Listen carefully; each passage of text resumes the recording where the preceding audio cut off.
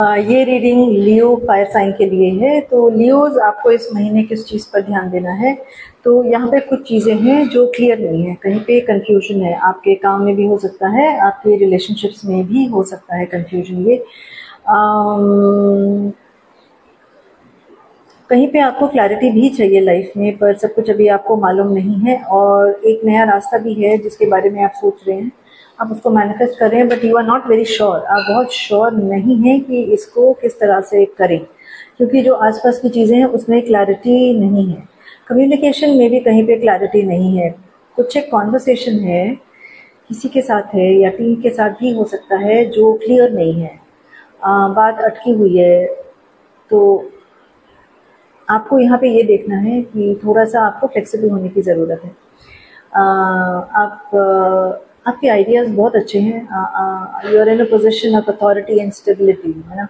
आप लीडर तो ज़रूर हैं, मतलब as a fire sign, but यहाँ पे क्योंकि चीज़ें थोड़ी क्लियर नहीं हैं, तो आपको थोड़ा सा फ्लेक्सिबल होने की ज़रूरत है, नहीं तो चीज़ें जैसी हैं वहीं पे अटकी रह जाएंगी। और बाहर वाले लोगों से ज़्यादा आपको लगने वाला है कि क्योंकि ये चीज़ें आगे नहीं बढ़ रही हैं और क्लियर नहीं है, तो मैं अटक रहा हूँ कहीं पर।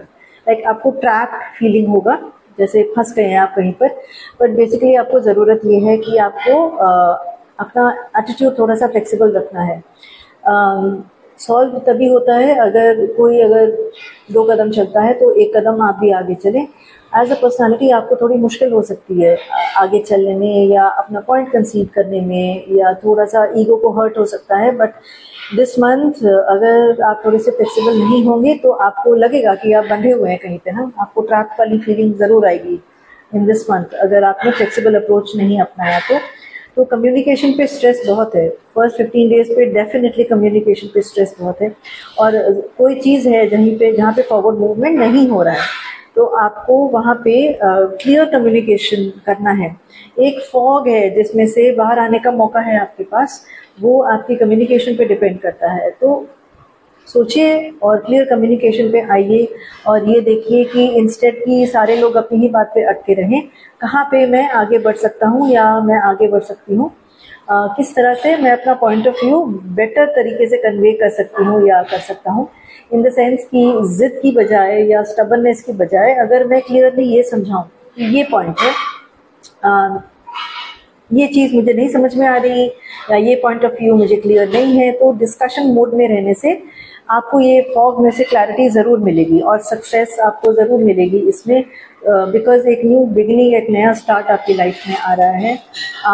जो फायर साइंस शायद कोई जॉब अपॉर्चुनिटी, बिजनेस वेंचर नया स्टार्ट करना चाहते थे या इंटरव्यू दिया है और वहाँ से जवाब सुनना चाहते थे, तो आपके लिए यस है। पॉजिटिव साइंस मिलेंगे, पॉजिटिव मूवमेंट होगा, आपको प्रोग्रेस अहेड दिखाई देगा। जो लोग इस महीने में कोई एग्जाम्स के लिए प्रिपेयर कर रहे थे, आप कोई अच्छा गाइड, सुपरवाइजर, टीचर ढूंढ रहे थे, वो भी होने के चांसेस हैं। If you are looking for a commitment from somebody, उसके भी चांसेस इस मंथ में काफ़ी ब्राइट हैं।